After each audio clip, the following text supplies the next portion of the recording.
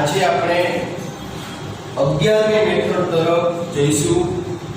Lecture પણ આપણો આંકડાશાસ્ત્રનો પહેલા ચેપ્ટરનો 11મો લેક્ચર, મેથડ પણ 11. બરાબર? તો આપણે એના વિશે આજે સમજીએ. તો 11મી મેથડનું નામ કયું? તો કે અલગ અલગ ભાર આપેલા હોય ત્યારે અહીંયા આપણને વસ્તુઓને એના મહત્વ પ્રમાણે અથવા જાત પ્રમાણે ભાર આપેલા હશે. મહત્વ પ્રમાણે આપેલા છે કે વસ્તુની જાત પ્રમાણે આપેલા છે, આપણે એ નથી જોવાનું. આપેલા હશે, બરાબર? કઈ રીતના છે આપણે જોઈએ. તો રકમ વાંચીએ. વર્ષ 2015 ના સાપેક્ષમાં વર્ષ 2019 માં 5 વસ્તુઓના ભાવમાં 20%, 30%, 40%, 10% અને 15% નો વધારો થાય છે. એટલે 5 વસ્તુ, કોઈ બી 5 વસ્તુ આપણી પાસે છે. ઘઉં, ચોખા, બાજરી, તેલ, કોઈ પણ 5 વસ્તુ હશે. અહીંયા આપણે ABCD 5 વસ્તુ મૂકીએ. એટલે વસ્તુ તો કે ABCD. હવે ભાવમાં વધારો થાય તો ભાવમાં વધારો થાય એટલે શું કહેવાય? તો કે સૂચકાંક કહેવાય. અને સૂચકાંકનો અર્થ કયો? તો કે જે ટકાવારી ફેરફાર થાય ભૂતકાળ કરતા ચાલુ વર્ષમાં જે ટકાવારી ફેરફાર થયો એને આપણે સૂચકાંક કહીએ છીએ. તો અહીંયા ભાવમાં વધારો થાય એને સૂચકાંક કહેવાય. તો અહીંયા આ ખાનામાં હું લખી સૂચકાંક.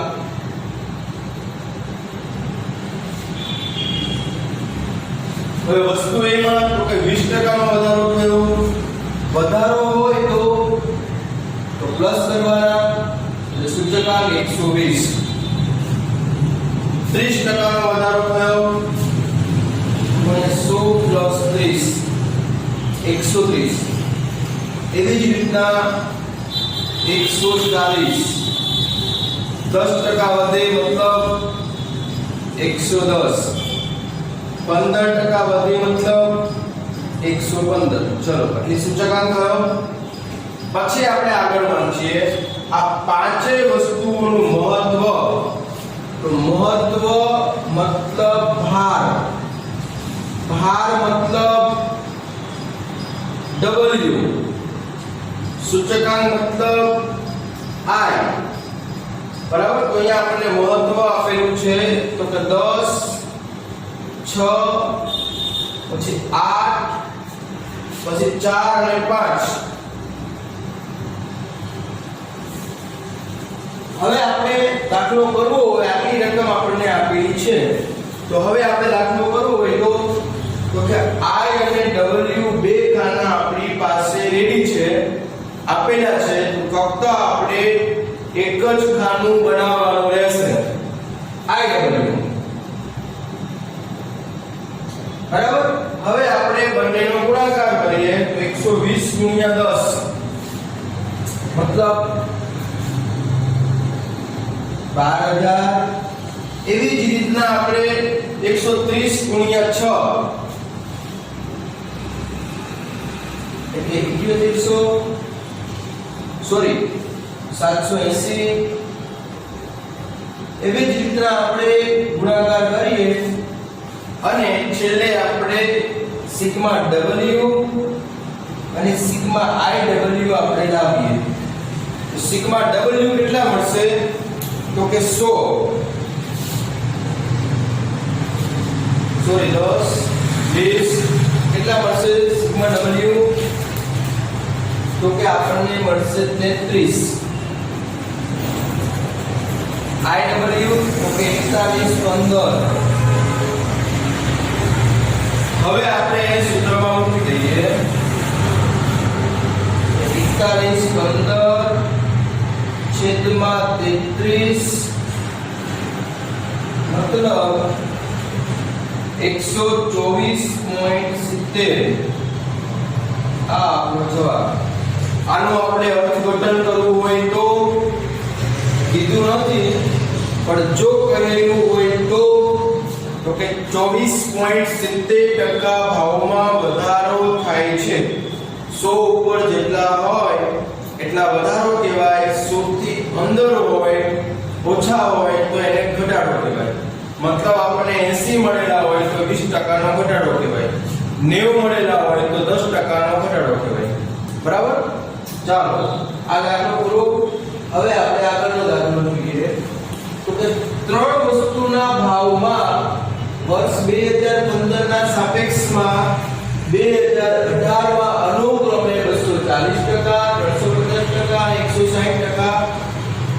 160% નો વધારો થાય છે અને બે વસ્તુના ભાવમાં અનુક્રમે 5% અને 10% નો ઘટાડો થયો છે. તો વધારો ઘટાડો ટકાવારીને શું કહેવાય? તો કે સૂચકાંક કહેવાય. બરાબર? એ સૂચકાંક આપણને આપેલો છે. બરાબર? તો ત્રણ વસ્તુ એટલે A B C વધારો કીધો છે તો બીજું ખાનું આવશે સૂચકાંક, જેને આપણે I કહીશું. 240%, 100 + 240 એટલે 340, 100 + 350 એટલે 450.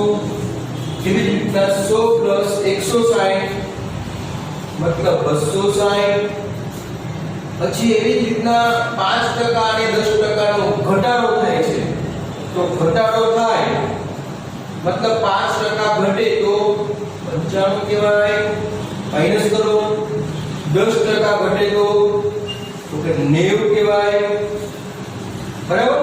ચલો પછી અહીંયા આપણને કીધું છે પાંચેય વસ્તુઓ પાછળ થતા ખર્ચની ટકાવારી અનુક્રમે આ પાંચેય વસ્તુ પાછળ કેટલા ટકા ખર્ચ થાય છે, એ વસ્તુ પાછળ કેટલા ટકા જે કુલ ખર્ચ થયું છે એમાંથી એ વસ્તુ પાછળ કેટલા ટકા ખર્ચ થયું.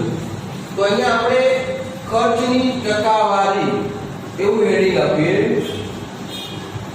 ખર્ચની ટકાવારી મતલબ W શા માટે?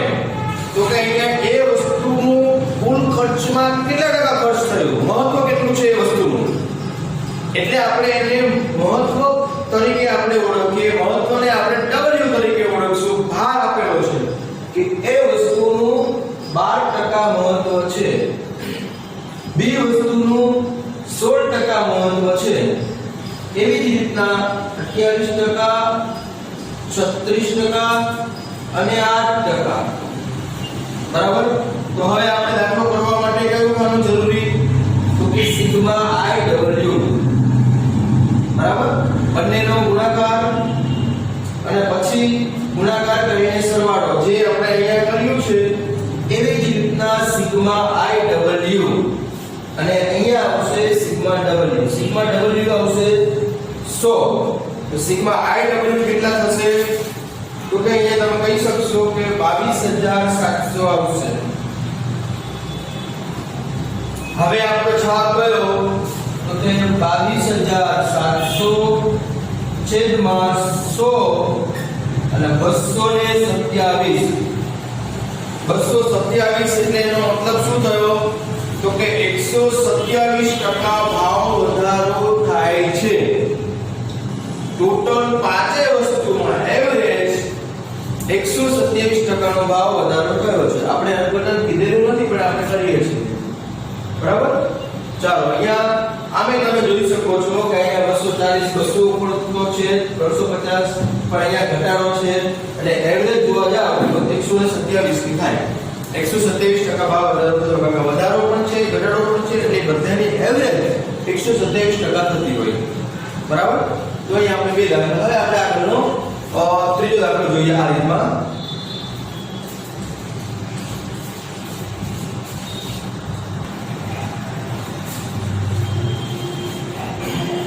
ચલો હવે આપણે ત્રીજા દાખલા તરફ આગળ જઈએ. આ રીતમાં 11મી મેથડમાં ત્રીજો દાખલો. તો રકમ વાંચો. વર્ષ 2010 ના સાપેક્ષમાં વર્ષ 2019 માં ઘઉંના ભાવમાં 60% વધે છે. એટલે હું અહીંયા લખીશ વસ્તુ તો કે ઘઉં ભાવ વધે છે એટલે કે સૂચકાંક મતલબ I કેટલા ટકા વધે છે તો કે 60, તો કે 160. પછી ચોખાના ભાવમાં 30% વધે તો એટલે કે ચોખા 100 + 30 મતલબ 130. બાજરીમાં તો કે 15% ઘટે છે એટલે 100 - 15 એટલે 85. તેલ તો કે 40% વધે છે 100 + 40 यानी कि 140. પછી ઘીના ભાવમાં 5% ઘટે છે 100 - 5 એટલે 55. આવી રીતે આપણે આઈનું ખાનું કમ્પ્લીટ થયું. 5 વસ્તુ છે આપણી પાસે: ઘઉં, ચોખા, બાજરી, તેલ, ઘી. બરાબર. હવે આપણે આગળ વાંચીએ કે જો ઘી કરતા તેલનું મહત્વ 3 ગણું, એટલે મહત્વ મતલબ એને આપણે W કહીશું. મહત્વ મતલબ W. ચાલો હવે શું કીધું છે આપણને? ઘી કરતા તેલનું મહત્વ 3 ગણું. એટલે અહીંયા આપણે કીધું છે ઘી કરતા તેલનું મહત્વ કેલ્ક્યુલેશન આપણે કરીએ. ઘી કરતા તેલનું મહત્વ 3 ગણું. તેલનું મહત્વ 3 ગણું છે. તો આનો મતલબ શું? કેટલું થાય? તો કે આપણે ઘી કરતા તેલનું મહત્વ 3 ગણું. તેલનું મહત્વ 3 ગણું છે, પણ ઘીનું કેટલું? જો ઘીનું 5 હોય તો તેલનું 15 થાય. ઘીનું 10 હોય તો તેલનું 30 થાય. પણ આપણને ઘીનું મહત્વ આપેલું નથી. જે ન આપેલું હોય કોઈ પણ અંક વડે ધારો કે ઘીનું મહત્વ કોઈ પણ અંક, તો આપણે 1 વડે ધારીએ. કોઈ પણ અંક મતલબ 1 થી શરૂઆત કરીએ. ધારો કે 1 નું મહત્વ, ઘીનું મહત્વ 1 છે, માટે તેલનું મહત્વ કેટલું? તો કે 1 × 3 = 3 થાય. હવે આગળ આપણે સૂચના વાંચો. અને ચોખાનું મહત્વ બમણું છે, માટે ચોખાનું મહત્વ બમણું મતલબ તો કે 1 × 2 = 2 થાય. એટલે આપણી પાસે 3 મહત્વ અહીંયા આપણે મૂક્યા. ઘીનું મહત્વ આપણે 1 ધાર્યું, તેલનું મહત્વ 3 ગણું એટલે આપણે 3 કરીએ. અહીંયા તમે સીધા ગણતરી આપેલી હોય તો સીધા મૂકી શકશો. પછી ચોખાનું મહત્વ 2 એટલે ચોખા અહીંયા 2 જો આ રીતે મૂકી. હવે આગળ શું વાંચો તો અહીંયા આપણે કીધું છે કે ઘઉં તથા બાજરી દરેકનું મહત્વ ચોખા કરતા બમણું. એટલે આપણે શું સૂત્ર છે કે ઘઉં અને ચોખાનું મહત્વ, ઘઉં અને બાજરીનું મહત્વ ચોખા કરતા બમણું. ચોખા કરતા બમણું છે. તો હવે ઘઉંનું મહત્વ કેટલું થયું? ઘઉંનું મહત્વ ચોખા કરતા બમણું એટલે 2 ના ડબલ 4 થશે. એટલે 2 × 2 મતલબ 4 થયા. એવી જ રીતના ચોખાનું મહત્વ ઈ પણ 2 × 2 એટલે 4 થયા. એટલે ઘઉં અને ચોખાનું ઘઉં અને બાજરીનું મહત્વ 4 થશે. બરાબર. તો અહીંયા આપણે IW મળી જાય. એટલે હવે આપણે કયું કામ બનાવવાનું રહેશે? IW. એટલે સીધું આપણે સૂત્રમાં મૂકી શકીએ. સૂચકાંક બરાબર સિગ્મા IW છેદમાં સિગ્મા W. બરાબર. તો અહીંયા આપણે બંનેના સરવાળા કરી અને સીધું સૂત્રમાં આપણે મૂકી શકીએ છીએ. બરાબર. તો અહીંયા નવું શું બન્યું? તો અહીંયા આપણે માટે ખાસ નવું એ બન્યું કે ભાવમાં જે વધઘટ થાય તો આપણે આગળના બંને દાખલામાં જોઈ ગયા. હવે આપણે શું ઘી કરતા તેલનું મહત્વ 3 ગણું. એટલે ઘીનું મહત્વ આપેલું નહોતું એટલે આપણે શું કર્યું? 1 ધાર્યો. તમે 2 પણ ધારી શકો, 5 પણ ધારી શકો, 10 પણ કોઈ બી અંક ધારી શકો. પણ બને ત્યાં સુધીમાં આપણે અંક નાનો ધારવાનો. જો તમે 10 ધાર્યા હોય તો અહીંયા 30 આવે. બરાબર. એટલે અંક નાના ધારવાના. બરાબર. પછી ચોખાનું બમણું કીધું છે, ઘી કરતા બમણું એટલે 2. પછી અહીંયા ઘઉં અને બાજરીનું મહત્વ ચોખા કરતા બમણું. ચોખાનું 2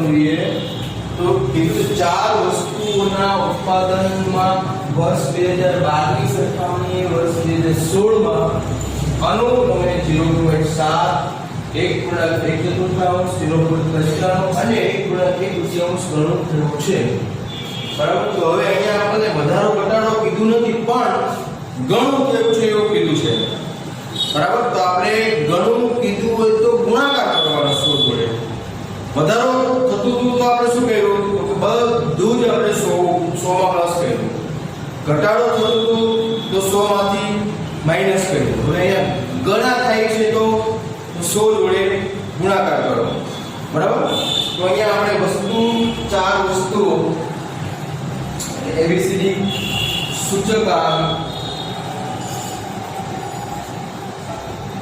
0.7 ગણો થાય છે 100 ગુણ્યા 0.7 મતલબ 70 1/1/4 100 ગુણ્યા 1/1/4 એટલે અંશ છેદમાં બોલવો હોય તો કે આને આપણે કેવી રીતે બોલશું તો કે 4 × 4 અને 1 5 એટલે આપણે આને 5/4 બોલી શકીએ બરાબર 100 ગુણ્યા 5/4 મતલબ આવશે 125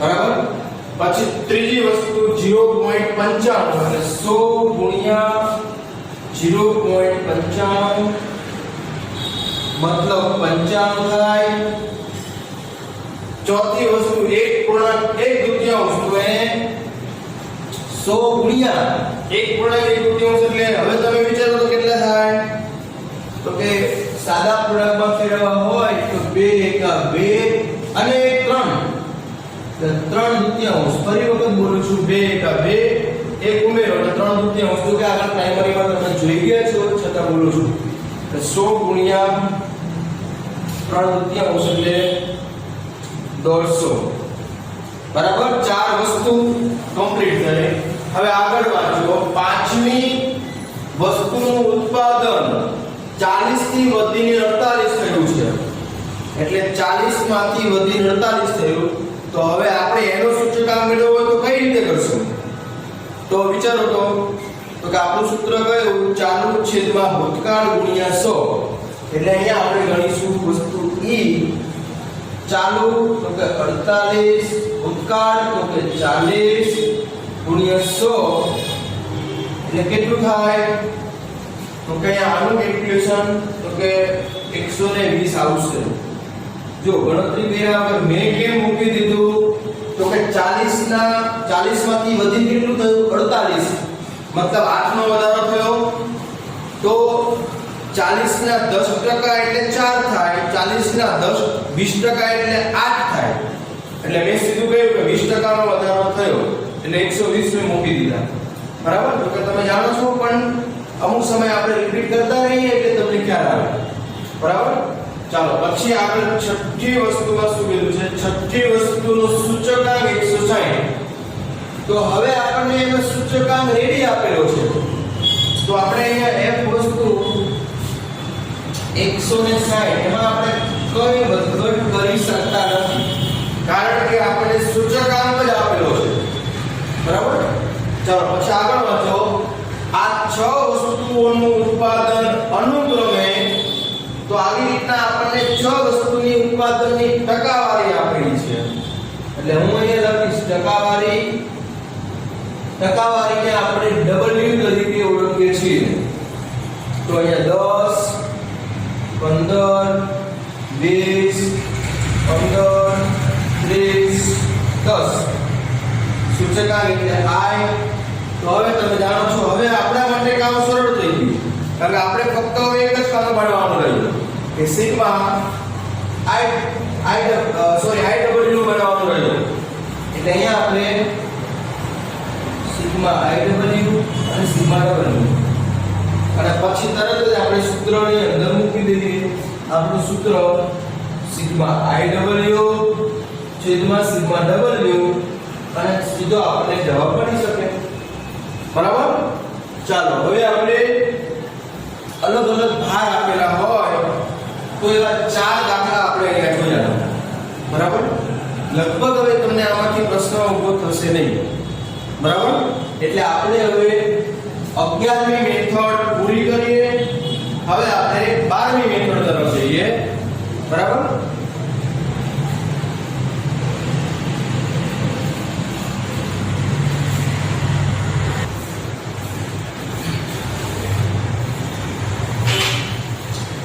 ચલો વિદ્યાર્થી મિત્રો, હવે આપણે 12મી મેથડ તરફ જઈએ. તો 12મી મેથડનું નામ છે વાસ્તવિક વેતન શોધવાની રીત. તો વાસ્તવિક વેતન એટલે શું કહેવાય?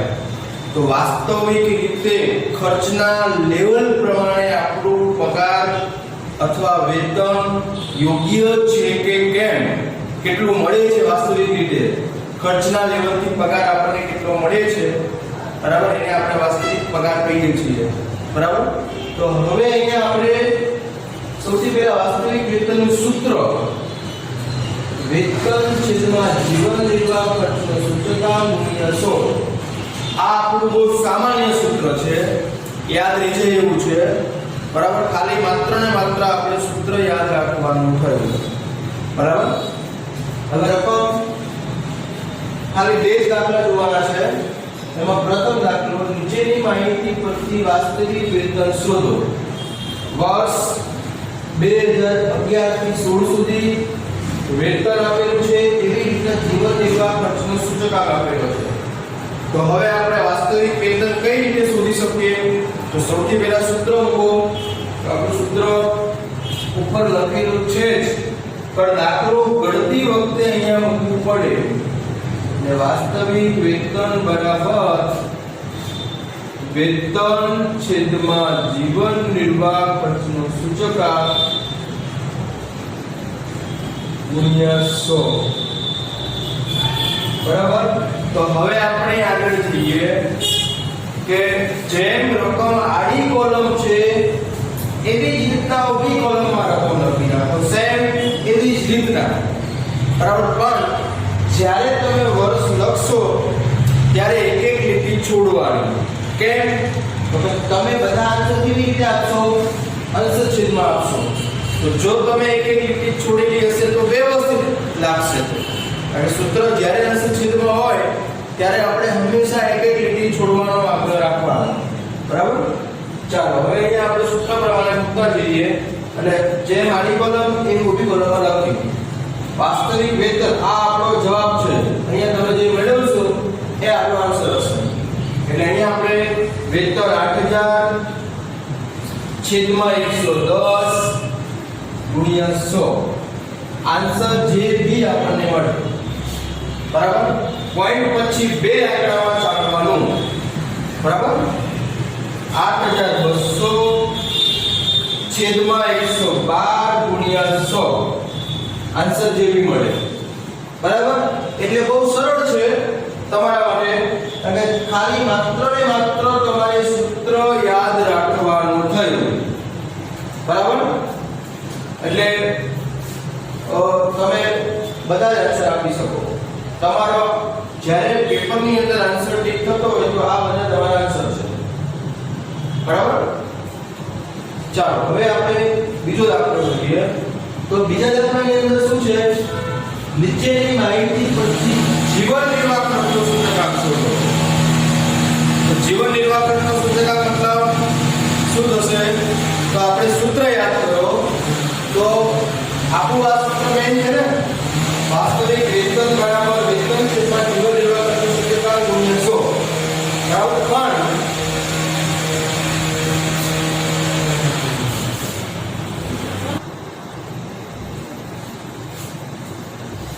હવે આપણું સૂત્ર કયું? આ સૂત્ર છે. હવે આ સૂત્રને મારે આ બંને આપેલા હોય અને મારે જીવન નિર્વાહ ખર્ચનો સૂચકાંક શોધવો હોય તો હું શું કરીશ? તો હું આને કરતા બનાવી શકું અને આને હું નીચે લઈ જઈ શકું. બરાબર ને? કોઈ બી સૂત્ર એવી રીતના બની શકે. મેથેમેટિક્સ નું કોઈ બી સૂત્ર એવી રીતના બની શકે. બરાબર? છેદ વાળું આપણે ક્રોસ ગુણાકાર બી થઈ શકે. બરાબર ને? પણ હું આને મારે જીવન નિર્વાહ ખર્ચનો સૂચકાંક શોધવો છે એટલે હું એને ઉપર લઈ જાઉં, વાસ્તવિક વેતનને નીચે લાવું. હવે સૂત્ર તમે મેઈન સૂત્ર છે એના ઉપરથી આપણે વિચારી લેવાનું. તો અહીંયા ઉપર વેતન આવશે, નીચે તો વાસ્તવિક વેતન આવશે, બરાબર, અને ઇન્ટુ 100. ચલો આવી રીતે સૂત્ર બની ગયું. હવે આપણે જીવન નિર્વાહ ખર્ચનો સૂચકાંક શોધી શકીએ છીએ, બરાબર. તો વેતન 8000 છેદમાં 7200 ગુણ્યા 100, પછી 8200 છેદમાં 7320 ગુણ્યા 100. પોઈન્ટ પછી તમારે બે આંકડામાં ચાલવાનું રહેશે, બરાબર. સૂત્ર યાદ આવી ગયું. મેઈન સૂત્ર આપણું એક જ, પણ એના ઉપરથી આપણે બીજા બે સૂત્ર બનાવી શકીએ. હવે માની લો કે હું તમને એવું કહું કે આ બંને આપેલા હોય અને વેતન શોધવાનું કીધું હોય તો આપણે કઈ રીતે ગણી શકીએ, બરાબર ને? મતલબ આ બંને આપેલા છે, વેતન શોધવું છે, તો હું શું કરીશ? તો આ બંનેનો ગુણાકાર થશે, બરાબર ને? મારે વત્તા બનાવું તો આ બંનેનો ગુણાકાર થશે અને 100 છેદમાં જશે, બરાબર. એટલે આપણે સૂત્ર બનાવો તો આવું બનાવી શકીએ. વેતન બરાબર તો કે વાસ્તવિક વેતન ગુણ્યા જીવન નિર્વાહનો સૂચકાંક છેદમાં 100. આવું સૂત્ર બની શકે. વેતન બરાબર વાસ્તવિક વેતન જીવન નિર્વાહનો સૂચકાંક છેદમાં 100, બરાબર. એનું માનતા નથી, પણ ઇન કેસ આવે તો આપણે એવી રીતે સમજી શકીએ. કારણ કે મેથેમેટિક્સનું કોઈ બી સૂત્ર તમે જોવા જાઓ, હું તમને આવી રીતે કહું a બરાબર b છેદમાં c ગુણ્યા d આમ હોય. હવે જો મારે c મેળવવા હોય તો હું શું કરીશ? c શોધવાનું કીધું હોય તો a છેદમાં જશે, આવી રીતે બને. હવે મારે b શોધવાનો હોય તો હું શું કરીશ? b ને કરતા બનાવીશ, તો આ બંનેનો ગુણાકાર થયો એટલે a ગુણ્યા c છેદમાં d ગુણાકારમાં છે તો છેદમાં જશે, બરાબર ને? એટલે આવી રીતે આપણે કોઈ બી સૂત્ર, એક સૂત્ર ઉપરથી આપણે બીજા બે સૂત્ર બનાવી શકતા હોય, બરાબર. એટલે મેઈન સૂત્ર આપણે એક યાદ રાખવાનું, બરાબર. એટલે આ રીતે સરળ થઈ. બે માર્કમાં સામાન્ય રીતે બે માર્ક્સની અંદર આ દાખલો પૂછાતો હોય, બરાબર. અથવા ઘણી વખત એક માર્કમાં સૂત્ર પણ આપણે પૂછાતું હોય. ચલો આજે આપણે અહીંયા 12 મેથડ જે વાસ્તવિક વેતન શોધવાની રીત હતી, બરાબર, જે ત્યાં આપણે આજનો લેક્ચર આપણે અહીંયા રાખીએ છીએ. હવે આગળ 13મી મેથડ, હવે જો કે વધારે બાકી રહ્યું નથી, પછી વિશિષ્ટ દાખલાઓ આવશે અને પછી ટૂંકા દાખલા આવશે, પછી આપણું ચેપ્ટર અહીંયા ફિનિશ થશે, બરાબર. જો કે મેં તમને પેજ મોકલેલા છે, તમે લખી નાખ્યા હશે. વળી પાછા આજે હું બધા દાખલા પેજ મોકલીશ.